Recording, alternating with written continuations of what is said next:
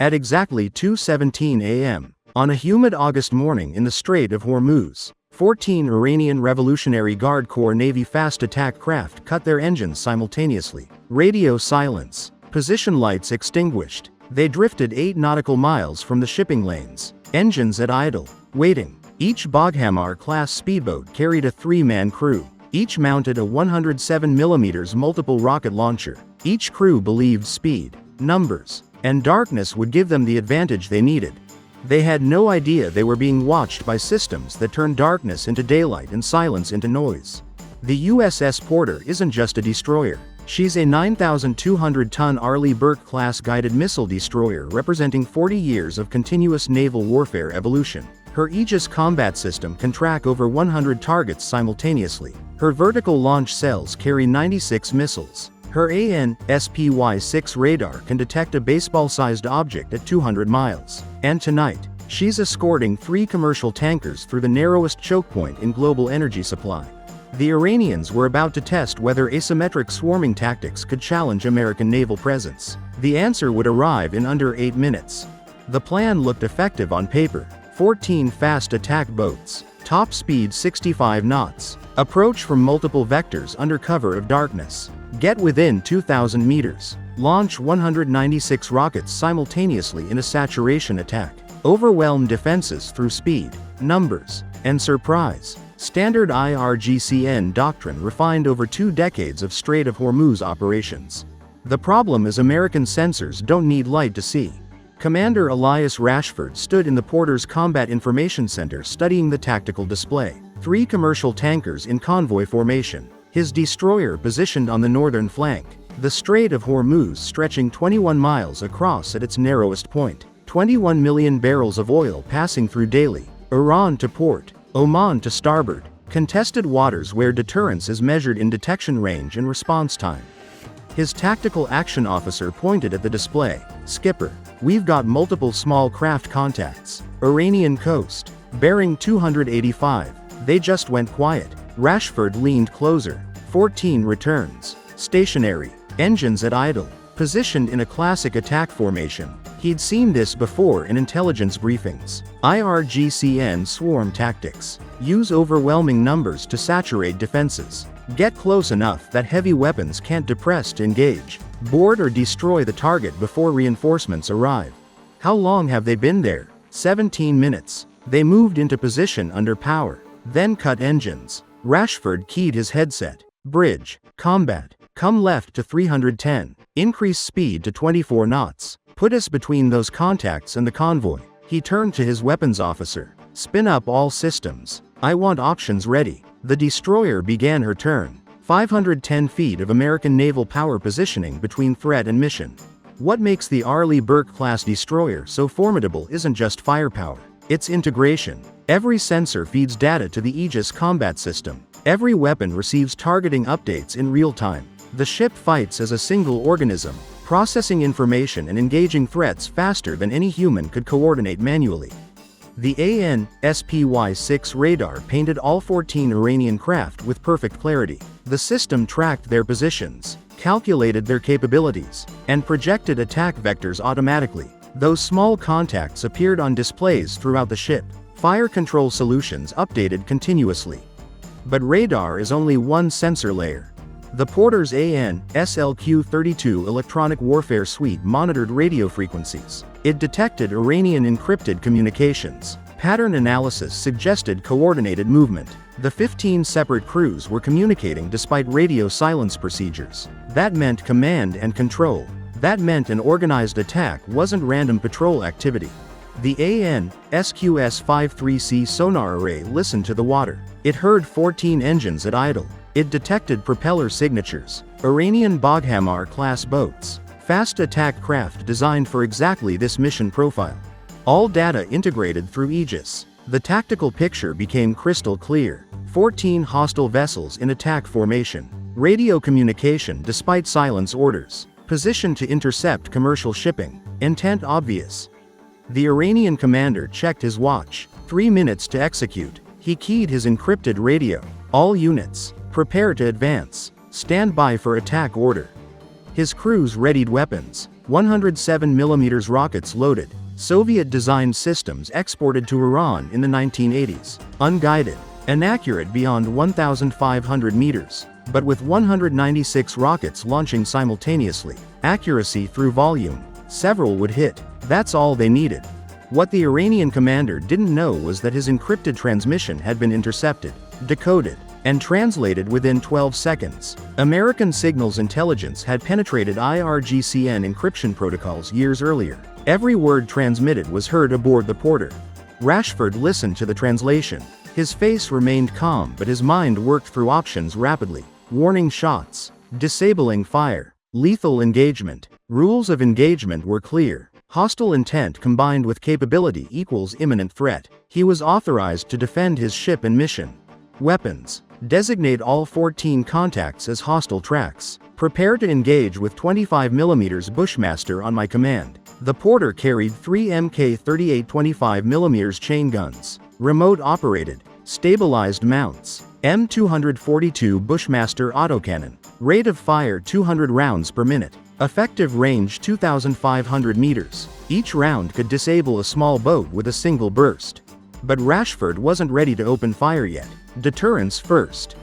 The Porter's bridge-to-bridge radio activated. This is United States Navy warship bearing 285 from your position. You are operating in a manner inconsistent with international law. Alter your course immediately. This is your only warning. The transmission went out in English, Arabic, and Farsi. Clear, direct, unmistakable. For 43 seconds, silence. Then the Iranian commander made his choice. All units, execute attack. Maximum speed, weapons free. 14 engines roared to life simultaneously. The Baghamar boats surged forward. Top speed 65 knots. Multiple vectors converging on the convoy's projected position. The swarm attack had begun. The tactical display showed 14 contacts accelerating, speed increasing, range closing, multiple attack vectors, classic swarm profile.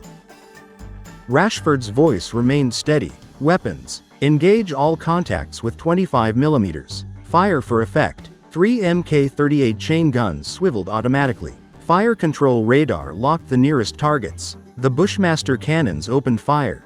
The sound of 25mm autocannon fire is distinctive, rapid, mechanical, precise. Tracer rounds arced across the dark water. The first burst walked onto target in 1.7 seconds. 25mm high explosive incendiary rounds struck the lead Baghamar at 200 rounds per minute. The effect was catastrophic. Hay rounds punched through the thin fiberglass hull. Explosions rippled through the engine compartment. The boat's fuel tanks erupted. The craft slowed instantly, burning, dead in the water. The crew abandoned ship, diving into the Persian Gulf. The chain guns traversed to the next target. Fire discipline perfect. Short controlled bursts. Each engagement lasting 3 to 4 seconds. Each target disabled or destroyed. This is what modern naval weapons do to unarmored targets. The 25mm Bushmaster was designed to defeat light vehicles and aircraft. Against fiberglass speedboats, it was overwhelmingly lethal. The second Baghamar exploded. The third lost steering and began circling violently. The fourth took rounds through the engine block and coasted to a stop. The Iranian formation began breaking apart. Some boats turned away at maximum speed. Others attempted to continue the attack despite watching their sister craft burning. The Iranian commander's boat accelerated to full speed. He believed getting closer would prevent American heavy weapons from engaging. Wrong assumption. The Mk-38 system had been specifically designed to defeat fast attack craft at close range. It excelled at exactly this mission. Range 1,800 meters. The chain gun tracked his boat's evasive maneuvers automatically. The Bushmaster fired. Rounds walked up the wake and into the stern. The engine exploded. The boat listed violently and began taking water. 8 of 14 Iranian craft were disabled or destroyed. The remaining 6 boats scattered. 3 turned northeast toward Iranian waters at maximum speed. 2 turned south toward Omani waters. 1 attempted to continue alone toward the convoy. That final boat's commander showed either exceptional courage or poor judgment. His craft accelerated to 65 knots. He steered an evasive zigzag course. His crew prepared to launch rockets. Range to nearest tanker. 3,200 meters in closing.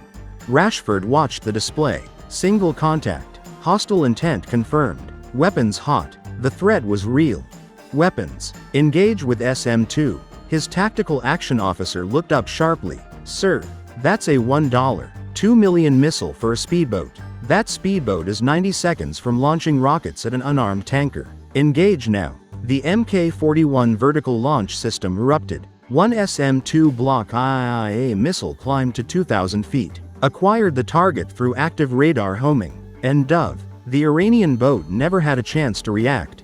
Detonation occurred 40 feet above the target. The proximity fuse triggered at optimal distance. Blast wave and fragmentation shredded the Boghamar completely. The craft disintegrated. Debris splashed across 200 meters of ocean.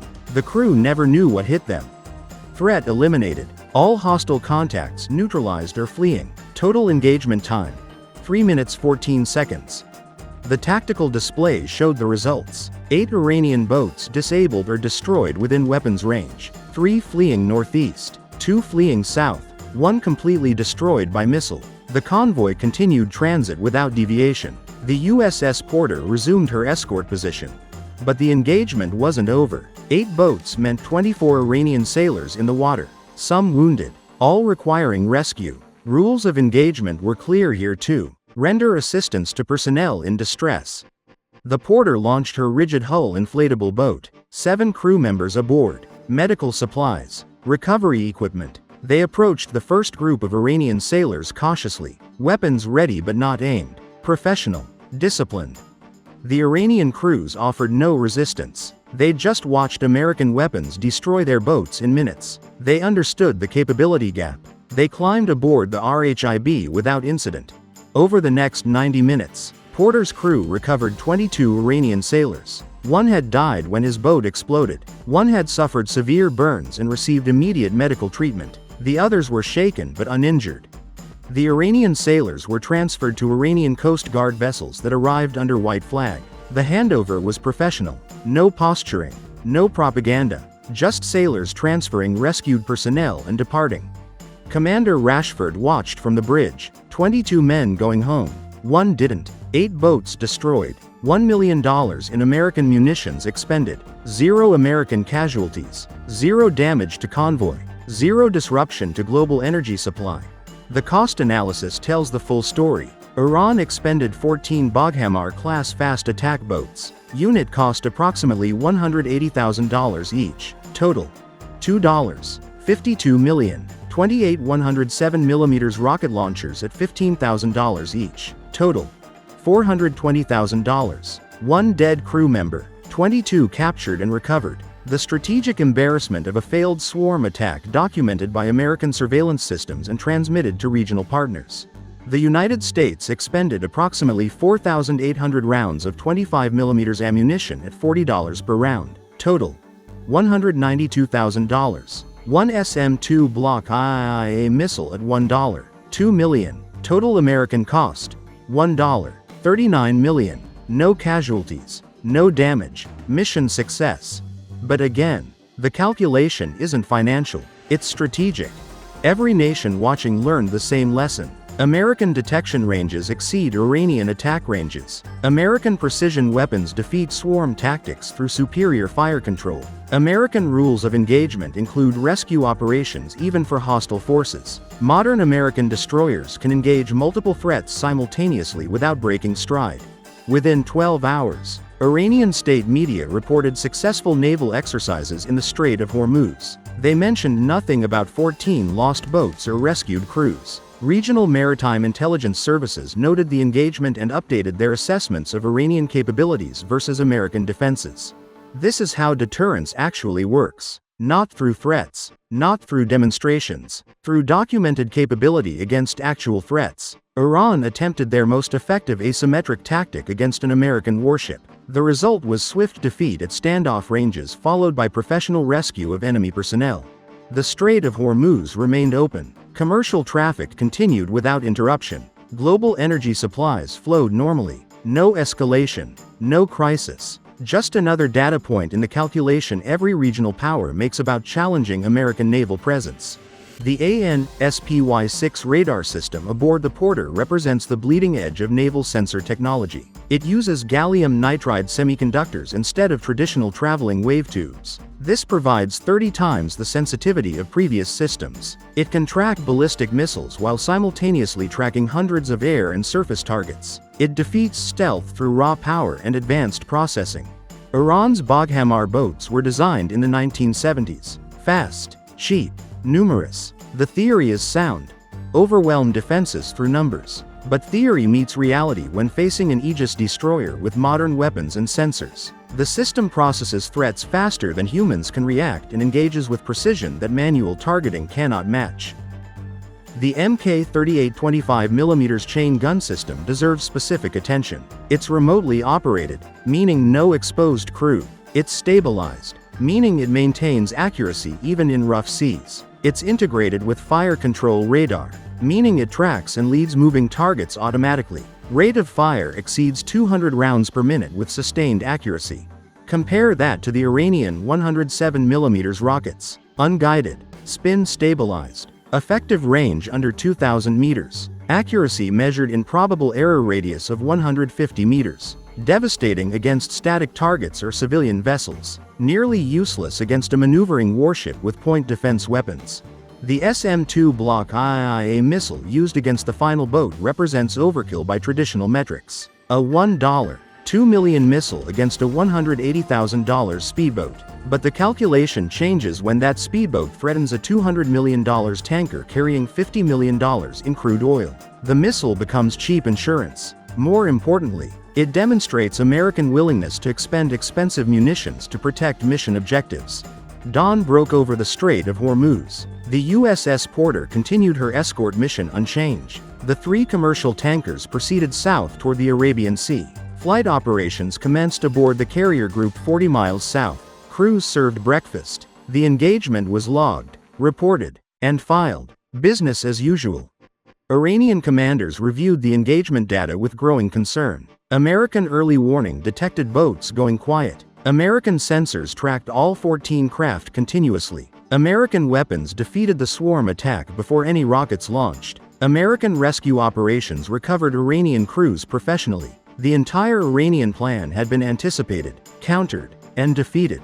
Russian military observers noted the engagement with interest. They'd sold Iran the technology for those 107mm rocket systems. They'd advised on swarm tactics. They'd suggested speed and numbers would overwhelm American defenses. They were wrong. The engagement provided hard data about American fire control capability against multiple small targets. That data fed into Russian naval planning for different scenarios. Chinese naval planners paid particular attention. They'd been developing similar swarm tactics using unmanned surface vessels. The Porter engagement demonstrated that swarm attacks need to achieve surprise to be effective. Against an alert Aegis destroyer with modern weapons, swarm tactics fail at standoff ranges. They updated their doctrine accordingly. Regional partners received detailed intelligence summaries. Bahrain, Saudi Arabia, Kuwait, Qatar, all nations dependent on Strait of Hormuz remaining open. All nations concerned about Iranian maritime aggression. The message was clear. American naval presence provides effective deterrence backed by demonstrated capability. The engagement also revealed capability gaps in Iranian tactics. The decision to maintain radio communication despite silence orders compromised operational security. The decision to attack despite American warning demonstrated poor judgment. The decision to continue attacking after 8 boats were disabled showed either exceptional courage or failure to adapt to changing battlefield conditions. The American response demonstrated restraint and escalation control. Initial warning, non-lethal deterrence through positioning, graduated response starting with 25mm cannon, lethal engagement only when threat persisted, post-engagement rescue of enemy personnel, each step documented and justifiable under international law. This matters for future engagements. Iran now knows American rules of engagement include rescue operations. That knowledge may influence future Iranian tactical decisions. Commanders may be more willing to disengage knowing their crews will be recovered rather than left to drown. Small deterrence factors that reduce likelihood of unnecessary escalation. The 14 Baghmar boats were part of Iran's asymmetric naval strategy. Unable to match American carrier groups conventionally, Iran invested in fast attack craft, mines, coastal missiles, and submarines. The theory is sound. make the costs of American presence unacceptable through sustained low-level aggression. But the Porter engagement demonstrated the gap between theory and practice. American detection ranges, fire control systems, and weapons precision defeat asymmetric tactics through technological superiority. The Iranians needed to achieve surprise. They were detected before attacking. They needed to get close. They were engaged at standoff ranges. They needed to overwhelm defenses. They were defeated sequentially with minimal ammunition expenditure. Within 48 hours, commercial shipping resumed normal schedules through the strait. Insurance rates didn't increase. Oil prices didn't spike. The global economy barely noticed 14 Iranian boats and 1 American destroyer exchanging fire in contested waters. That's the real measure of success. Deterrence so effective that aggression is defeated without economic disruption or strategic crisis. The Strait of Hormuz carries 21 million barrels daily. That's 21% of global petroleum consumption. Disruption would cascade through global markets immediately. The fact that fighting occurred without disrupting commerce demonstrates American capability to maintain order in contested waters. Commander Rashford completed his after-action report at 1847 that evening. 14 hostile contacts engaged and neutralized. 22 enemy personnel recovered. 0 friendly casualties. 0 mission disruption. Ammunition expended within normal operational parameters. Request resupply of 25mm ammunition and 1 SM-2 missile. The report traveled through 5th Fleet Headquarters, CENTCOM, and Pentagon within hours. Senior officers reviewed engagement footage. Tactical decisions were analyzed. Rules of engagement application was verified. The conclusion was consistent. Textbook execution of defensive operations against asymmetric threat. The Iranian sailors recovered from the water returned home to uncertain futures. They'd failed their mission. They'd lost their boats. They'd been captured and returned by enemy forces. In some military cultures, that ends careers. In Iran's IRGC, it might end more than careers. They'd be debriefed extensively about American capabilities, tactics, and weapons. That intelligence has value. Whether it has enough value to offset mission failure is a different question. The global calculation about American naval presence updated incrementally. Iran tested American resolve with swarm tactics. America responded with overwhelming force and professional restraint. The balance of power in the Persian Gulf remained unchanged. The Strait of Hormuz remained open. Commercial shipping continued. Energy supplies flowed to global markets. This is deterrence through demonstrated capability, not threats, not posturing. Through network-centric warfare so comprehensive that asymmetric tactics couldn't succeed. Iran deployed 14 fast attack boats against an American destroyer. The result was swift defeat at standoff ranges followed by rescue of enemy personnel. The Persian Gulf remained stable. No escalation, no crisis. Just another data point in the calculation every regional power makes about challenging American naval dominance. The answer remains consistent. Iranian swarm tactics can't bridge the capability gap. When modern IRGC boats meet American Aegis destroyers, the outcome isn't combat. It's education in why America maintains 11 carrier strike groups and 300 ships worldwide.